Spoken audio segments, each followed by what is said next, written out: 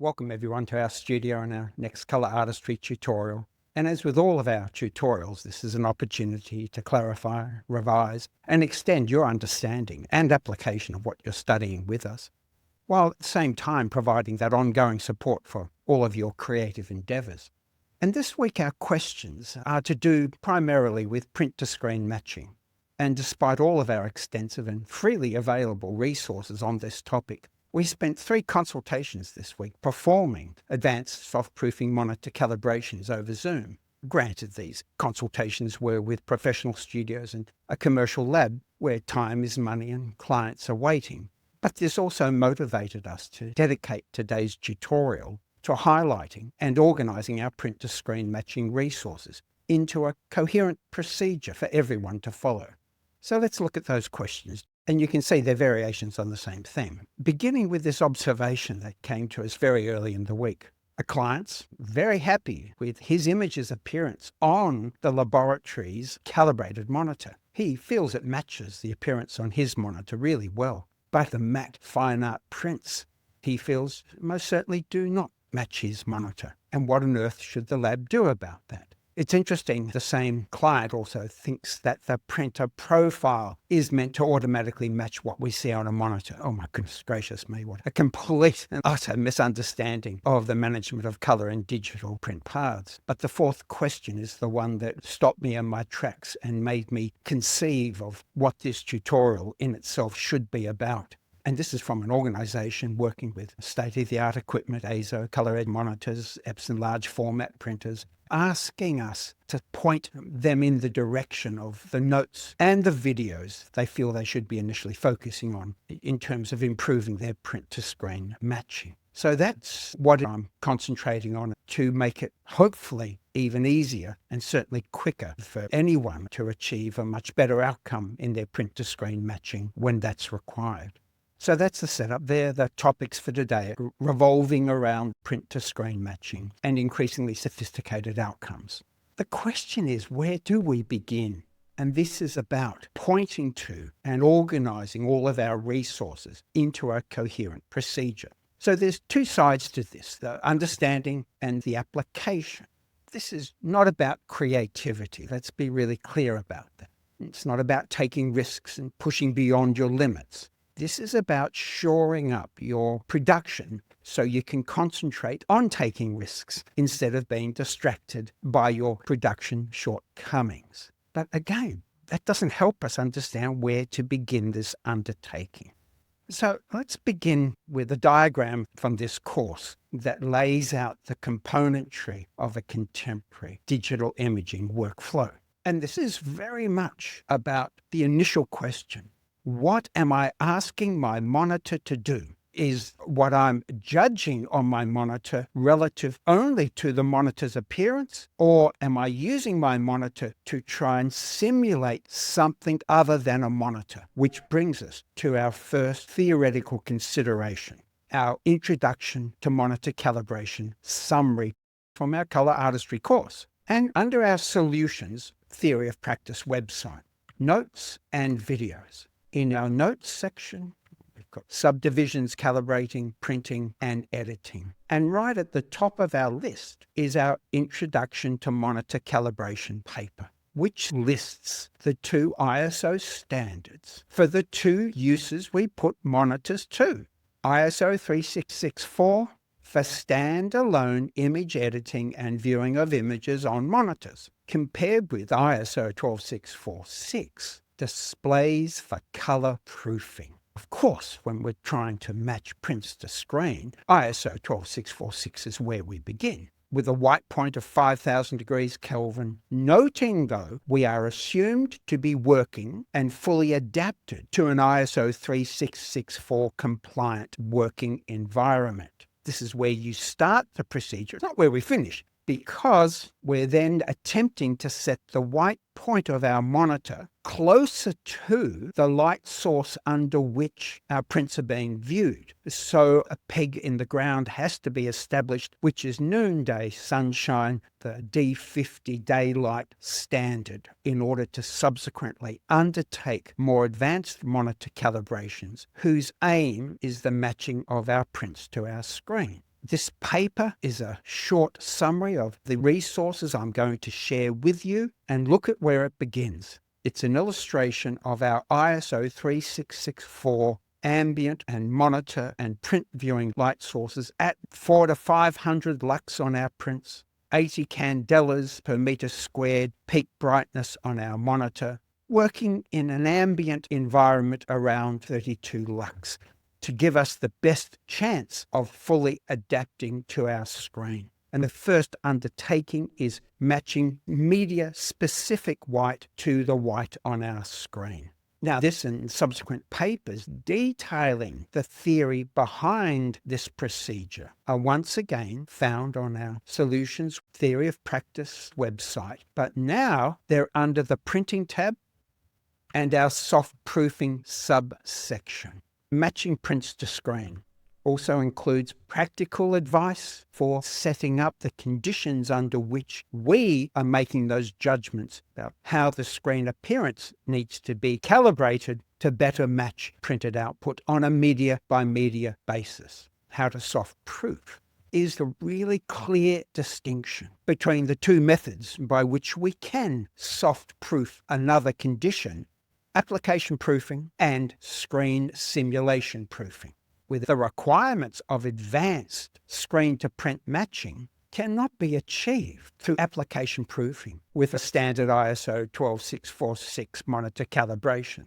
We can only achieve that through a custom monitor calibration, but that begs a really important question that this paper delves into. Before we begin, we've got to understand what our monitor and the software driving that monitor is capable of. We also need to address other considerations. Lighting theory not only provides an introduction to these ISO standards, also an explanation where those recommendations are coming from and why they are in the standard, but also the conditions that need to be set up before we even begin printing test charts and comparing them to screen appearances, the working environment and the observer's adaptation to those conditions, so we have some semblance of accuracy on those judgments. Because remember, we are using ourselves as the instrument to measure, evaluate, and judge the success or not of print-to-screen matching. Here is the idealized working environment. It's that simple, but also critically important for our evaluation of what we're seeing. And again, our lighting theory paper is on our Theory of Practice notes website under the Printing tab in Viewing and Working Environments. They're the theoretical resources supporting the environment we're working in and the equipment we're working with to vastly improve our print-to-screen matching. So I've put together the checkpoints and order of execution to undertake more advanced custom screen calibrations to match specific media inkset outcomes. And it all begins with selecting that target, either encoded in the sRGB color space or the Adobe RGB gamut.